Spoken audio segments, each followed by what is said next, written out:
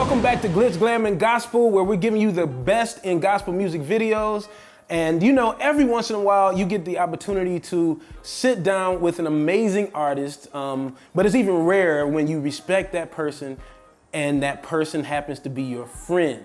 Ladies and gentlemen, the wonderful Miss Erica Campbell. What's going on, Erica? I'm good. How are you? I'm excellent. Thank you for that intro. You know, I'm happy to. I'm happy to do that. I've never got an opportunity to interview you before. I know. You know, we've had times where I've asked you a lot of questions. You know, it's so awesome to see what you're doing right now. I mean, you know, just watching. I was a fan of you guys before I knew you, and I'm happy to have gotten the opportunity to meet you and become close with your family.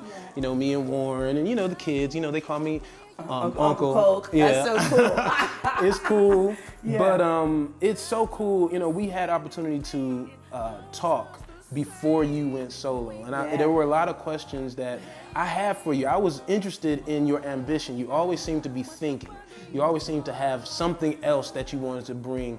What do you feel about that at this point? I mean, You know, I feel good about where I am because taking a chance on yourself is scary, especially when you have no reference point for what it would be like. You know, 15 years with Tina and all that success, you're just not sure if people are even interested in hearing you by yourself. But I had to make the decision, regardless whether people listened or not, whether I sold a lot of records or awards, none of that had anything to do with anything. For me, it was, Erica, take a chance on yourself, step out on faith to do something different. And I believe that hard work is always rewarded. I think God honors when you say yes to Him. And I think that's why I'm sitting here today talking to you. yo, but Erica, you've already won Grammy. Yeah. You've performed all over the place. I mean, I'm seeing you on Instagram all the time. I'm trying to figure out, okay, I live in LA. How is she over here, over there? It seems like every day you're somewhere new. Congratulations on the Dove Awards and being the host of that. Yeah. And I hear there's some other things I won't announce, but you've already done so much. Have you already accomplished everything that you've set out to do? Well, God hasn't told me to stop yet, so I can't stop. And He keeps giving me these amazing ideas and all these things. And so I figure if He gave them to me, if He gives me the vision, He'll give me the provision. He'll give me the people that I need. He'll open the doors that need to be open. So every time I have another idea, I just write it down and go, okay, we're gonna put this somewhere in 2016. Or maybe this is 2017, who knows? But I just put it on the list and try to prioritize, because you know there's still husband and church and kids. It can't all happen now, even though it feels like it. I really do kind of take my time and spread it out. So I stay busy because God has given me all this stuff, but I still make time for the really important things, which is my family. Right. So that's how it works. I mean, because I was thinking, there's no like checklist that when you start, you say, okay, all right, I'm gonna be a solo artist and this is what I want to achieve. 1, 2, 3, 4, 5. You don't have a checklist that you're saying, okay, that's done now. I can move on to the next. Now that's done. Is there no checklist? This is what happens on the checklist. You do 1, 2, 3. 3 leads you to 3A and 3B. So it's hard to get to 4 because it opened another door in that room. So you kind of can't get out of that space because you're not finished there yet.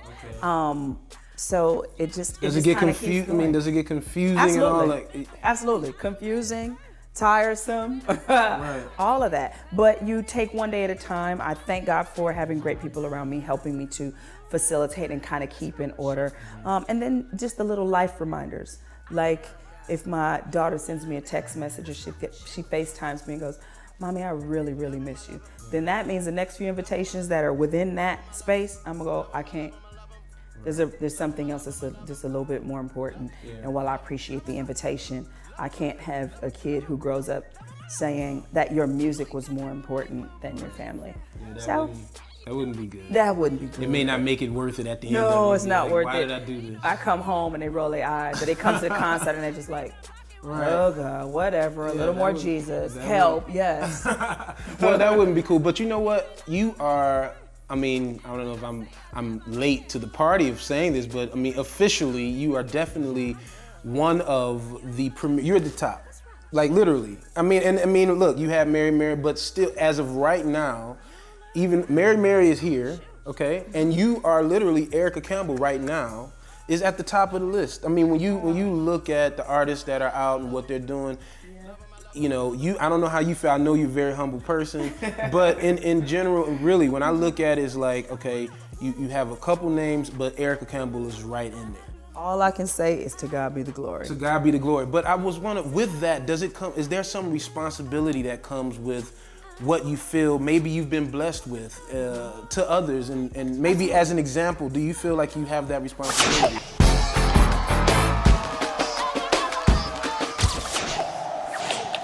We love gospel music.